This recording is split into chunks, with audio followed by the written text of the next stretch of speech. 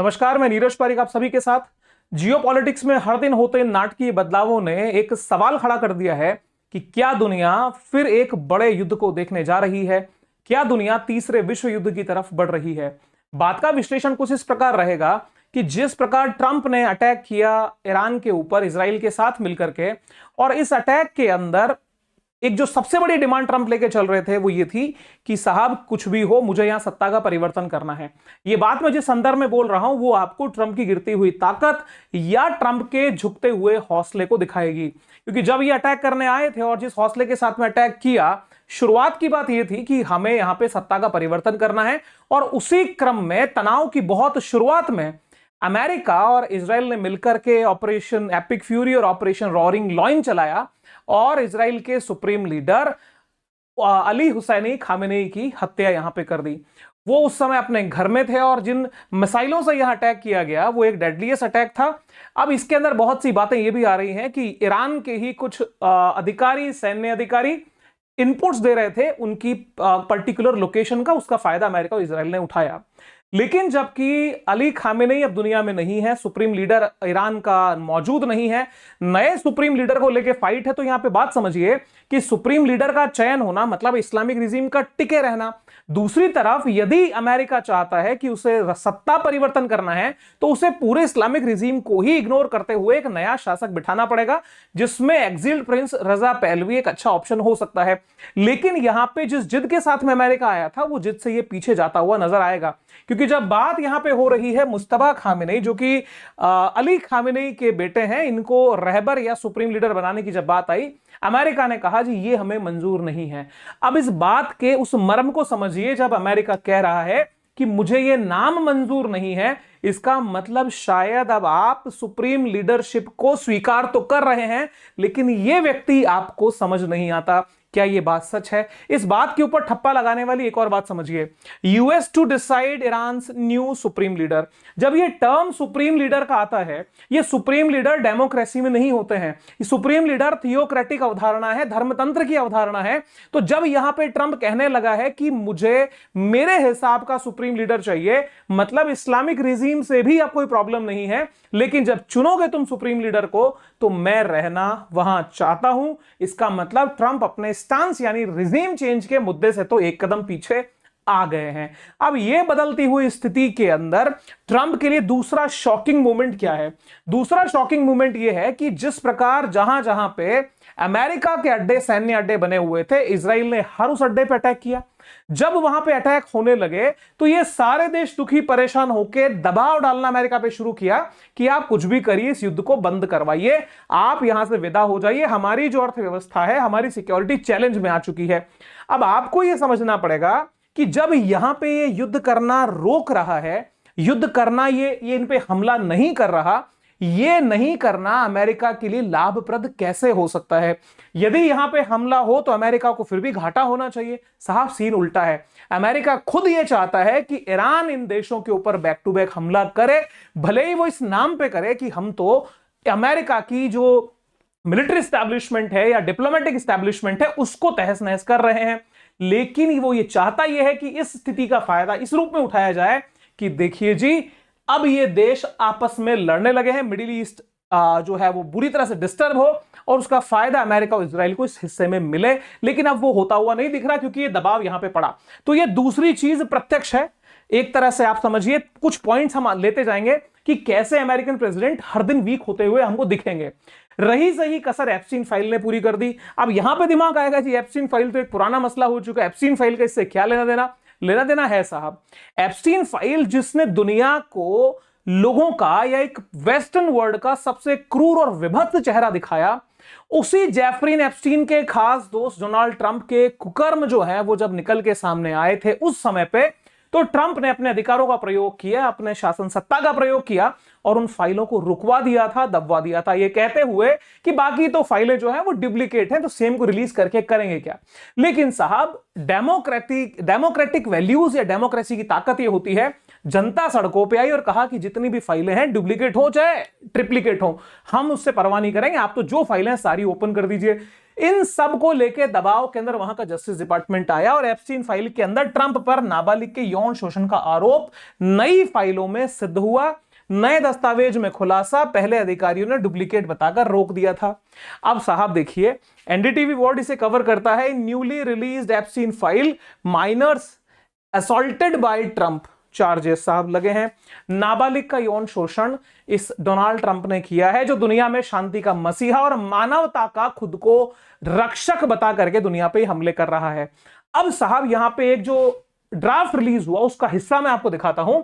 ये एक मेल है 7 जनवरी 2020 का, लिखा है Donald Trump travelled on Epstein's private jet many more times than previously has been reported. ठीक है सर। अब इन सब में बहुत सारी बातें हैं कि 20 वर्ष की लड़की थी, एक कम उम्र की लड़की थी, ये सारी चर्चाएं यहां पे हुई। लेकिन एप्स्टीन फाइल्स में टोटल अब तक 38,000 बार ट्रंप का नाम आ चुका है। अब 38,000 बार ट्रंप का नाम आना मतलब ट्रंप का काला चेहरा प्रत्यक्ष आना।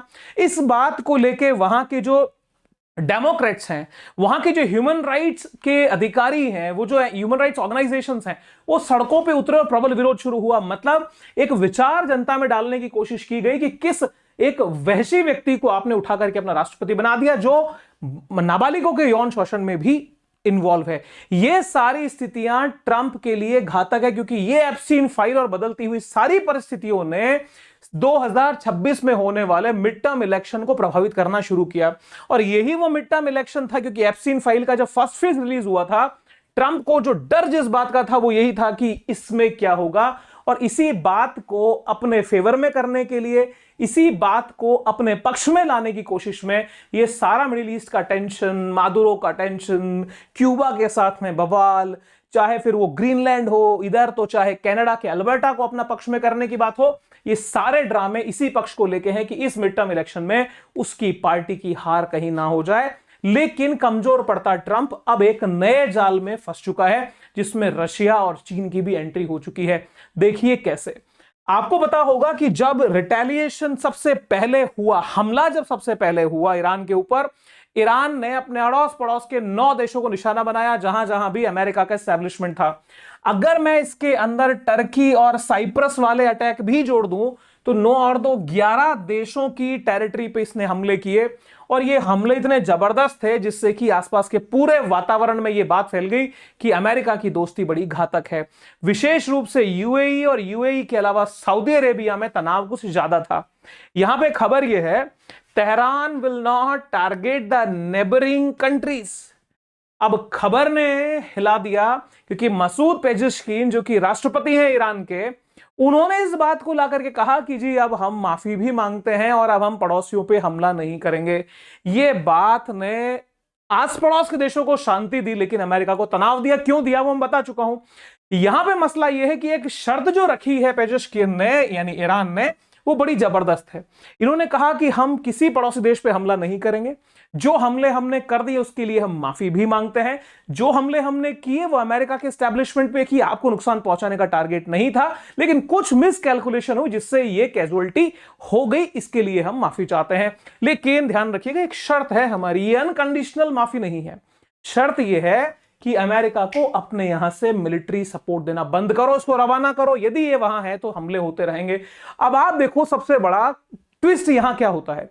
जिस मौके पे हमले हो रहे, माफ कीजिएगा, जिस जगह माफी मांगी जा रही थी, उसी के पैरेलल कतर के अंदर मिसाइल अटैक हो जाता है। राष्ट्रपति माफी मांगने के ठीक बाद कतर में हमला। अब यहां पे हुआ यह कि जिस समय माफी का समय था उसी समय पे कतर में हमला हो गया, मिसाइल इंटरसेप्ट हुई। अब इसके पीछे की क्या कहानी है वो समय बताएगा। हो सकता है कि ये हमारा पहले से प्लान हो या फिर कोई और परिस्थिति बनी हो, लेकिन ये स्थिति अमेरिका के लिए ठीक नहीं है। अब इस पूरे कहानी में जो अमेरिका के नाक में दम हुआ, उसके 2 बड़े हीरो निकल के आते हैं। ये 2 बड़े हीरो में एक सबसे बड़ा हीरो तो है ये शाहेद ड्रोन। ये शाहेद ड्रोन छोटा बॉम्ब है सर। उसको कहता है, एक राजपाल यादव का डायलॉग था कि छोटा डॉन हाइट कम फाइट ज्यादा। तो ये हाइट कम फाइट ज्यादा वाला सीन है। लागत बहुत सीमित है तुलनात्मक रूप से, और इसकी मैन्युफैक्चरिंग लागत कम है, तो बड़ी बल्क में इसकी मैन्युफैक्चरिंग ईरान ने कर ली। इसको कितनी दूर तक भेजना है, उसका डिस्टेंस भी अच्छा खासा है। वॉरहेड ये छोटा मोटा लेके जा सकता है। खत्म हो जाता है, सुसाइड कर लेता है, तो कोई गम वाली बात नहीं, क्योंकि लागत लिमिटेड है। इसने सर हिला दिया इजराइल को और अमेरिका को, दोनों को। क्योंकि कारण क्या हुआ कि आप देखिए, सऊदी अरेबिया के अरामको के अंदर ऑयल रिफाइनरी के अंदर अटैक में शायद ड्रोन का नाम आया। दूसरी बात, यहां पे जो बहरीन के अंदर हमले हुए इनकी एम्बेसीज के ऊपर, उसमें शायद ड्रोन का नाम आया। अब ये शायद ड्रोन का बड़ा जखीरा ईरान के पास में मौजूद है। ये ईरान का खुद का अपना एक बहुत ही शानदार प्रोडक्ट है। अब ये जब ये शायद ड्रोन एंटर किए इजराइल के अंदर, अब आप सोचिए इजराइल का आयरन डोम की वैल्यू क्या है। आयरन डोम की इमेज बड़ी शानदार है कि रक्षा प्रणाली बड़ी गजब है। अब आपको यहां समझना पड़ेगा कि आयरन डोम रक्षा इजराइल की कर रहा है, तेल अवीव को बचा रहा है, लेकिन जब 500 शाहेद ड्रोन एक साथ छोड़ दिए गए, अब ये 500 शाहेद ड्रोन को इंटरसेप्ट करने के लिए मिसाइल दागी जाएंगी।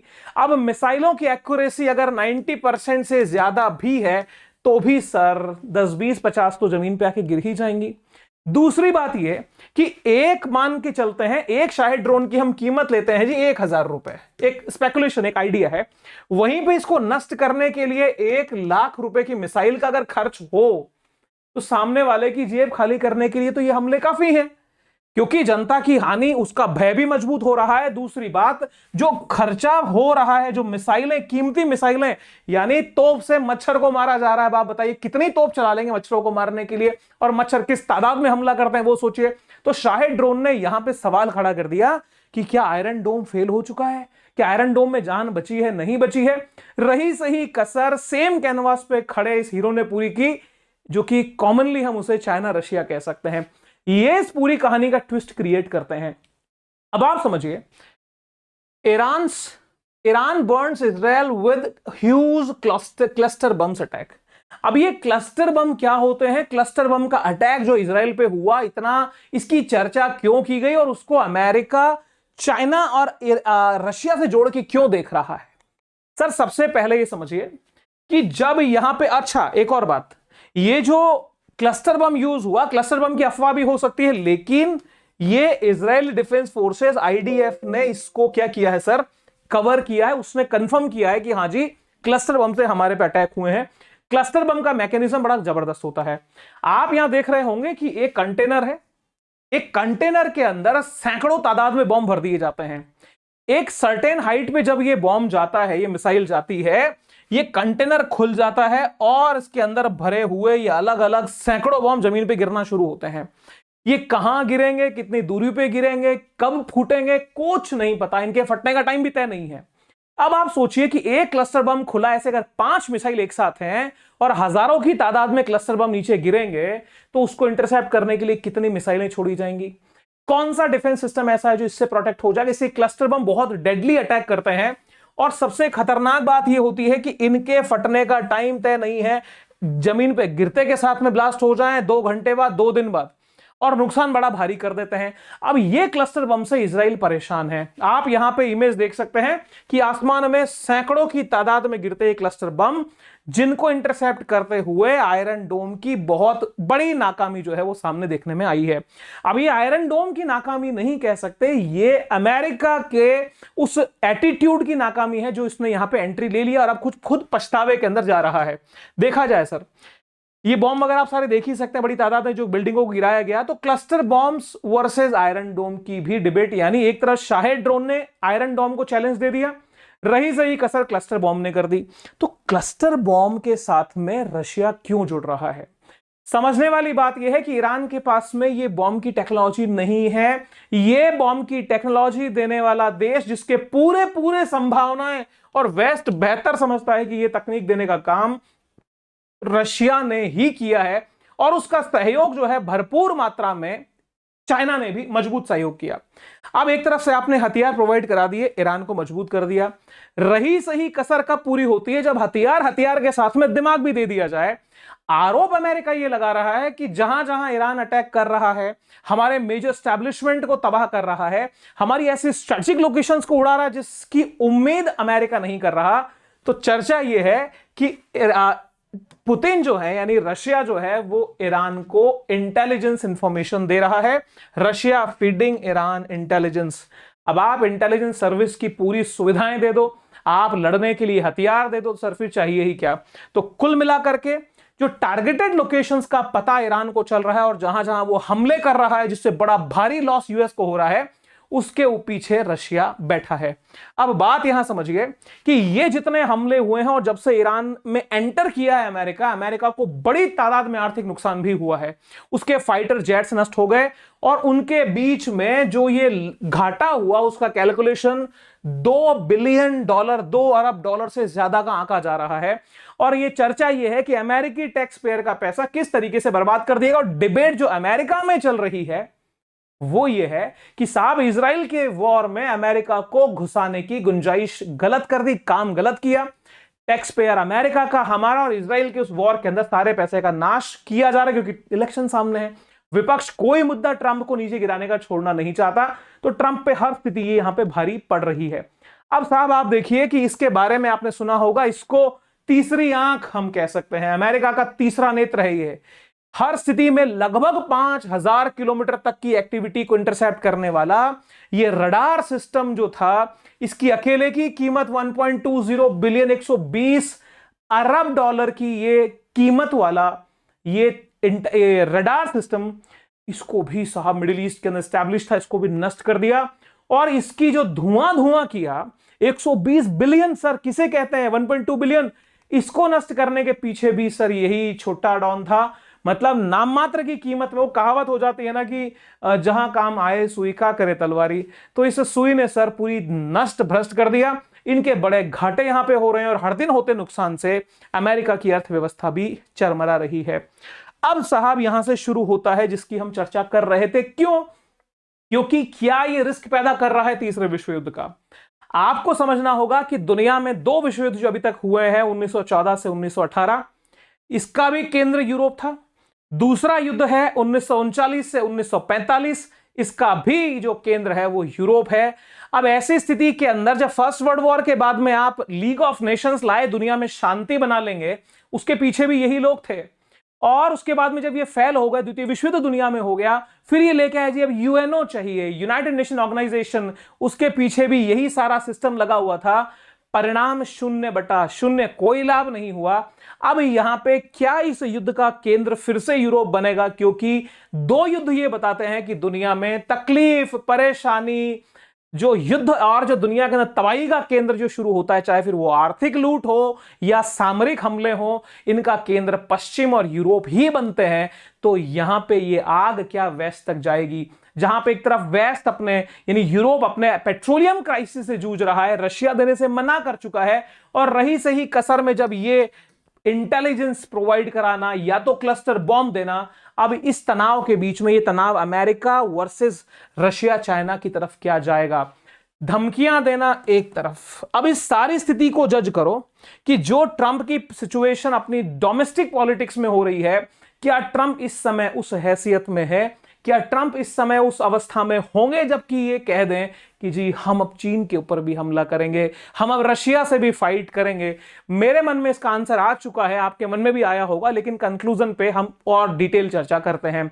बात यह है कि यदि स्थिति को अमेरिका कंट्रोल करना चाहे तो एक स्थिति यह बन सकती है कि ये कुछ हिस्सों के ऊपर या कुछ एयर स्ट्राइक्स चाइना और रशिया के अगेंस्ट में करे।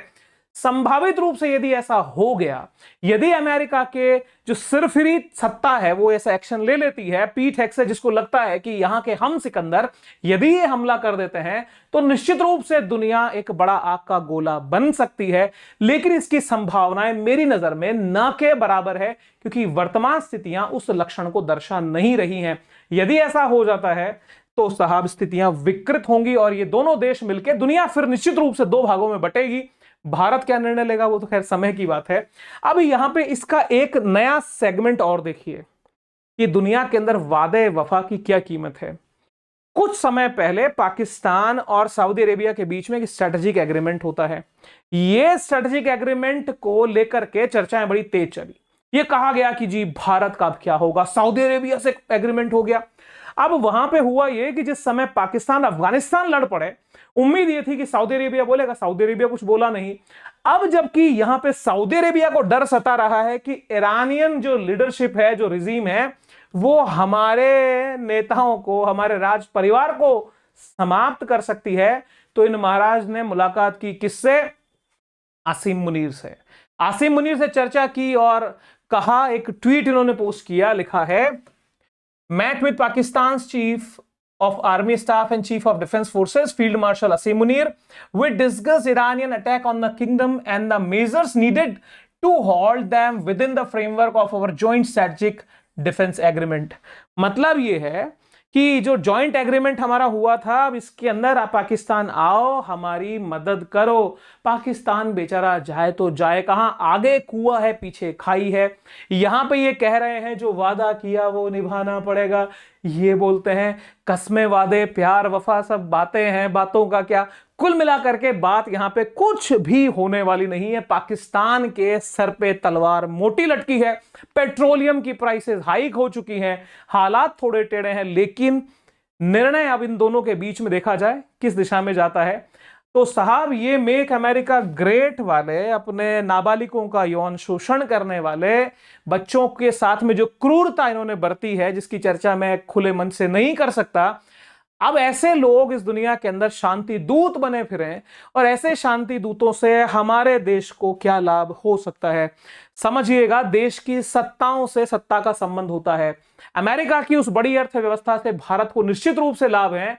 तो भारत को अब यह चाहिए कि इस स्थिति के अंदर जिस तरह से, चाहे वहां सुप्रीम कोर्ट ने उनके टैरिफ के ऊपर बैन लगा दिए हो, तो ये मौके बड़े अच्छे हैं कि इनसे फिर उतने ही दूरी से व्यवहार किया जाए, सधी हुई स्ट्रेटेजिक फ्रेंडशिप बनाई जाए, जिसके अंदर हम किसी स्थिति में सरेंडर वाली पोजीशन में ना आए, ना हम उस दबाव में जिए, क्योंकि अमेरिका को पूरी तरह से त्यागना संभव नहीं है। सरकार एक दूरी के साथ में अपने लाभ को इंगित करते हुए अपनी दोस्ती को आगे बढ़ाए, और लेकिन रशिया के साथ में जो हम अभी नपी तुली दोस्ती निभाते हैं, उसको एक नैसर्गिक जो एक इतिहास है उसको जिंदा करें, मजबूत बनाएं। अमेरिका के साथ में एक लेन देन वाले व्यापार को सीमित रखें। दोस्ती की मजबूती बिसात यहां है, क्योंकि जो स्थिति के अंदर जब पेट्रोलियम का फिर क्राइसिस बढ़ने की उम्मीद थी, रशिया की तरफ से कल ही एक मेजर मैसेज था, और मैंने पिन कर दिया है, वीडियो को जरूर देखिएगा कि कैसे मदद एक दोस्त किस दूसरे देश की करता है। तो रशिया की हमारी फ्रेंडशिप जिंदाबाद थी, जिंदाबाद है और जिंदाबाद रहेगी। अब सारी स्थिति में आपके क्या विचार हैं, कमेंट बॉक्स में उतारिएगा। अच्छा लगा विश्लेषण तो आशीर्वाद जरूर दीजिएगा, आपके आशीर्वाद का इंतजार रहेगा। आशीर्वाद मतलब कमेंट्स।